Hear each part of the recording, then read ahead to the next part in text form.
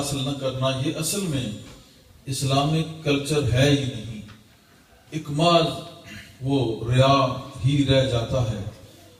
صوفیانہ اور کلندرانہ ہمیشہ سے یہ مزاج رہا ہے کہ انہوں نے جب بھی محافل کا انعقاد کیا ہے تو جن کو انہوں نے بلایا، بٹھایا اور سمجھایا، ان میں سے بڑے بڑے پھر اللہ کے ولی گزرے ہیں۔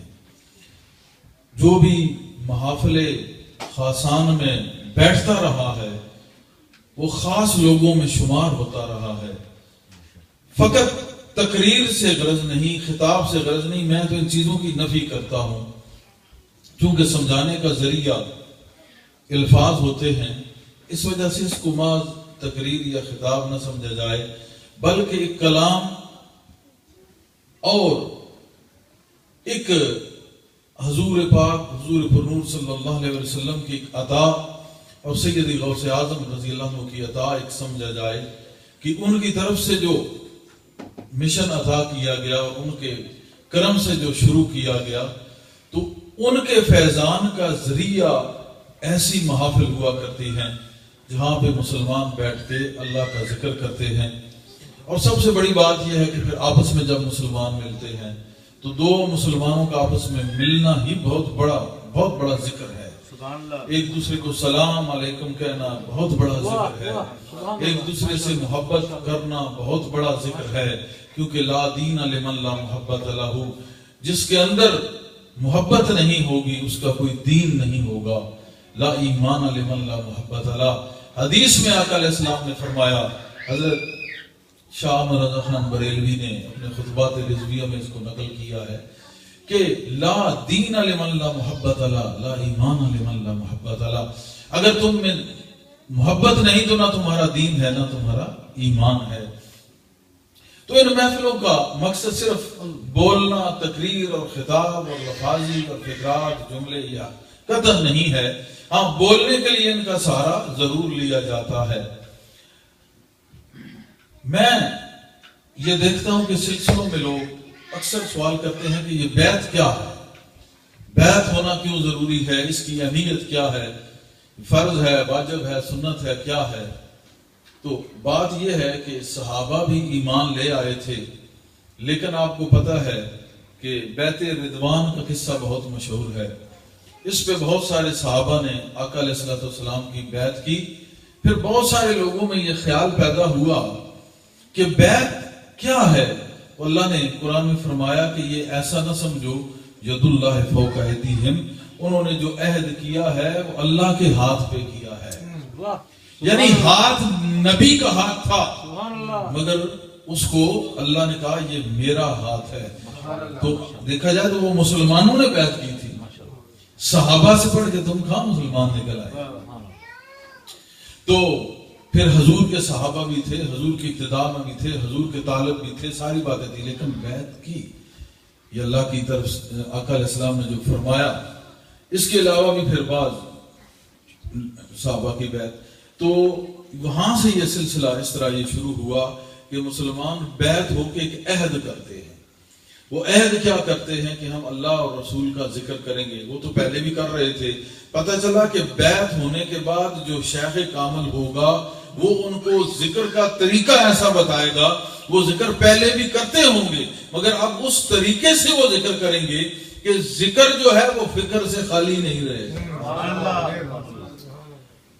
کیونکہ الذکر بلا فکر کصوت الخمار، ذکر بغیر فکر کے گدے کی آواز کی مانند ہے کہ ہم ذکر کرتے رہتے ہیں، فضول اسی طرح چلا جاتا ہے۔ وجہ یہی ہے کہ جب تک اس کو نسبت کی جاگ نہ لگ جائے وہ کبھی ذکر قرار نہیں پکڑتا، اور دل میں اگر ذکر نے قرار نہیں پکڑا تو پھر کبھی مومن یہ بھول جائے کہ اس کی قدرتوں کے نظارے اس کو نصیب ہوں گے۔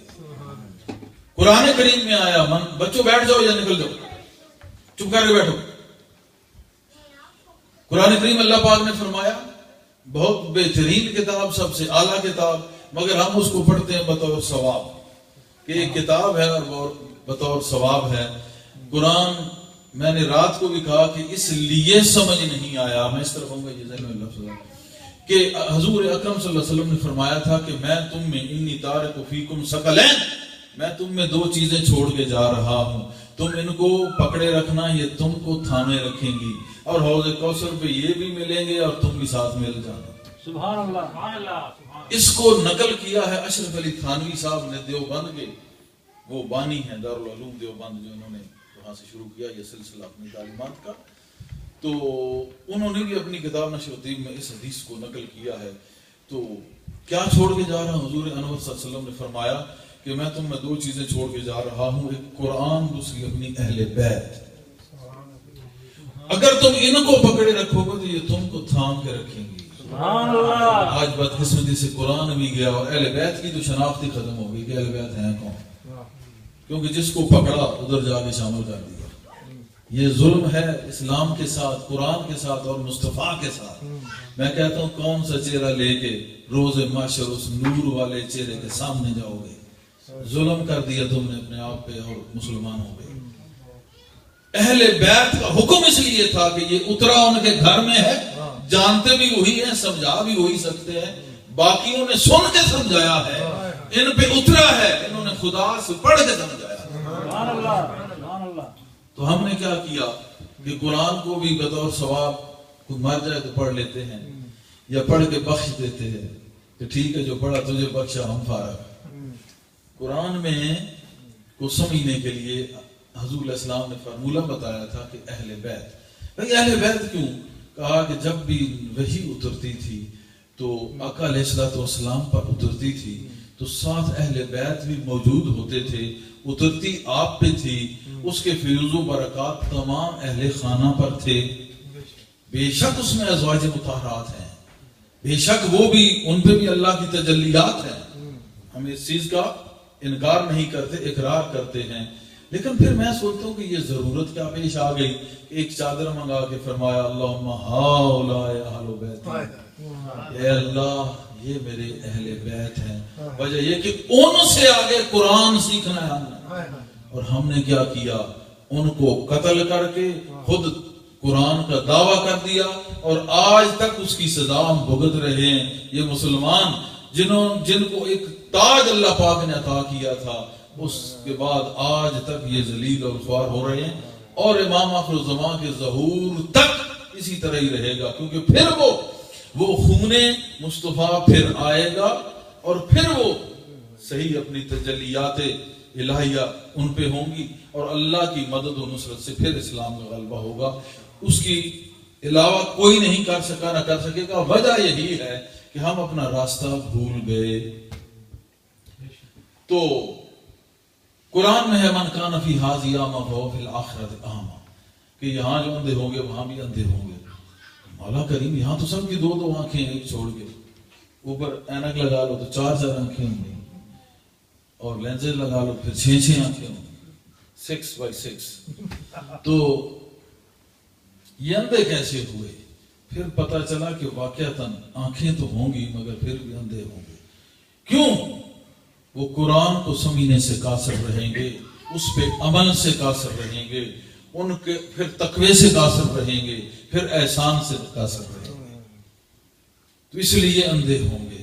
جب قرآن کو پڑھا، اس پہ عمل کیا، اس سے تقوی ملا۔ تقوی وہ لذت ہے اس اسلام پہ عمل کی۔ قرآن کو پڑھ لینے، سمجھ لینے کے بعد جب ہم عمل کرتے ہیں تو اس سے ہمیں پھر ایک ٹیسٹ ملتا ہے، لذت، اس کا نام تقوی ہے۔ اس پہ جب ہم چلے گئے، وہ جو مزہ مل گیا، جو ٹیسٹ مل گیا، اب جب وہ ٹیسٹ بہت بڑے لارج نمبر آف ٹیسٹ، جب ایک بہت بڑا تعداد میں وہ ہمیں لذت ملی تو وہی احسان میں تبدیل ہو گئی۔ احسان کیا ہے؟ کہ ہر ایک پر احسان کرو، کیا؟ ہر ایک سے محبت کرو۔ بات پھر وہیں جائے گی، ہر ایک پہ محبت کرو۔ دیکھیں نا، کسی پہ احسان تم نہیں کر سکتے جب تک تم اس سے پیار نہیں کرتے، تو جب تم پیار کرتے ہو پھر تم احسان کرتے ہو۔ تو پتہ چلا کہ قرآن کا لبے لباب پھر جا کے محبت نکلا۔ اہل بیت کو پکڑنا اس لیے تھا کہ ان کا میں ایک آپ کو واقعہ بتاتا ہوں کہ اہل بیت کیا کہتے ہیں۔ ایک بندے نے وضو کیا، وضو اس نے غلط طریقے سے کیا۔ شہزادگان جو تھے امام حسن رضی اللہ عنہ، بلکہ وہ امام حسن بھی ہیں، بہت خوبصورت بھی تھے، تو تو امام حسن رضی اللہ عنہ علیہ السلام جو ہے وہ دیکھ رہے تھے، امام حسین بھی دیکھ رہے تھے، دونوں صاحبزادے رضوان اللہ علیہم اجمعین دونوں دیکھ رہے تھے۔ تو انہوں نے سوچا کہ وضو تو یہ غلط کر رہا ہے، اور وضو اگر غلط ہوگا تو نماز نہیں ہوگی، تو یہ تو بڑا کام خراب ہے، عمر کا بھی بڑا ہے، ایسے ہم کہہ بھی نہیں سکتے۔ تو انہوں دونوں صاحبزادوں نے آپس میں مشورہ کیا کہ آپ رک جائیں، ہمارا اختلاف ہے وضو میں، تو ہم وضو کریں گے تو آپ ہمیں ہماری اصلاح کر دینا۔ پہلے امام حسن نے کیا تو وہ بھی ٹھیک، اوپر سے امام حسین نے کیا تو وہ بھی ان جیسا ایک جیسا، دونوں کا وضو ایک جیسا، دونوں کا ٹھیک تھا۔ اب جہاں پہ اس بندے نے غلطی کی تھی اس کو احساس ہو گیا کہ غلطی تو مجھ میں تھی، یہ تو دونوں ٹھیک ہے، فرزند رسول کو بھی غلط ہو کیسے سکتے۔ تو اس نے کہا، اس نے ہاتھ جوڑ لی، اس نے کہا واقعتاً آپ لوگ ہی قابل احترام ہیں کہ میری غلطی کو دور کرنے کے لیے مجھے غلط نہیں کہا۔ یہ بات قابل غور ہے۔ آج کا کوئی نہ کوئی بھی دو کتابیں پڑھ بیٹھے یا لکھ بیٹھے تو مصیبت نازل ہو جاتی ہے۔ امام حسن امام حسین جن کے پاؤں کی ہم خاک ہیں، اور ہر مسلمان کوئی بھی ہو، میں سمجھتا ہوں اگر مسلمان ہے تو اس کے دل میں ان کی محبت ہوگی، کسی کے دل میں تھوڑی یا کسی کے دل میں زیادہ، ہر مسلمان کے دل میں ہوگی۔ ہاں بالکل نہیں ہوگی تو اس کو ہم خارجی سمجھتے ہیں، وہ تو اسلام سے خارج ہے۔ تو اس نے اسی وقت کہا کہ اس نے ہاتھ جوڑے، اس نے معافی مانگی کہ غلطی مجھ میں تھی۔ اب آپ اندازہ کریں کہ کس طرح انہوں نے اصلاح کی، کتنے پیار سے اس کی اصلاح کی۔ اب آپ سوچیں کہ اہل بیت کا پیغام کیا پہنچا، محبت۔ تو قرآن کا نچوڑ جا کے آگے محبت، اور اہل بیت کا پیغام اور نچوڑ جا کے محبت۔ تو محبت مشن کا مقصد ہی یہی ہے کہ آپس میں محبت، رسول سے محبت، اصحاب و اہل بیت سے محبت، اولیاء سے محبت، اور پھر اینڈ میں اللہ سے محبت۔ تو اسی لیے یہ مشن شروع کیا گیا۔ تو بیعت اس لیے کی جاتی ہے کہ حضور علیہ السلام سے یہ سلسلہ شروع ہوا۔ آگے پھر اصحاب کبار، اصحاب ثلاثہ، جناب سیدنا صدیق اکبر رضی اللہ عنہ، جناب عمر رضی اللہ عنہ، جناب عثمان غنی رضی اللہ عنہ، جناب مولا مشکل کشا رضی اللہ عنہ، اسی طرح پھر آگے چلتے چلتے امام حسن رضی اللہ عنہ، پھر آگے ان سے امام حسین رضی اللہ عنہ، پھر آگے پورے امام اطہار کی آگے بیعت آئی۔ پھر اسی طرح سلسلہ چلتا ہوا، آپ کا خرقہ خلافت امام حسن بصری کو تھا، مولا علی مرتضیٰ کا، پھر ان سے آگے یہ طریقت کا بھی ایک سلسلہ آیا۔ تو پورا یہ ثابت ہے کتب میں پوری اسناد کے ساتھ کہ یہ سلسلہ حضور سے شروع ہوا، اصحاب اہل بیت سے ہوتا ہوا جناب امام حسن بصری، ان سے پھر آگے یہ سلسلے چلتے چلتے جہاں تک پہنچے سو پہنچے۔ یہ الگ بات ہے کہ کہیں اصل میخانہ ہے، کہیں اصلی شراب نہیں ہے، کہیں پہ اصل میں عبادت دستیاب ہے، مگر کہیں پہ لیبل ہے، مگر اندر سادہ پانی بھی نہیں ہے، پیورٹی ختم ہو گئی۔ یہ آگے ایک اور بکواس ہے کہ اس پہ ان لوگوں نے بجائے اس کو صاحب تاثیر ہونے کے، صاحب علم اور بعمل ہونے کے اس چیز کو چھوڑ دیا۔ یہ ان کی اپنی بدبختی ہے، لیکن حقیقت میں دیکھا جائے تو یہ اسی میخانہ محمد کے سب میخار نظر آتے ہیں۔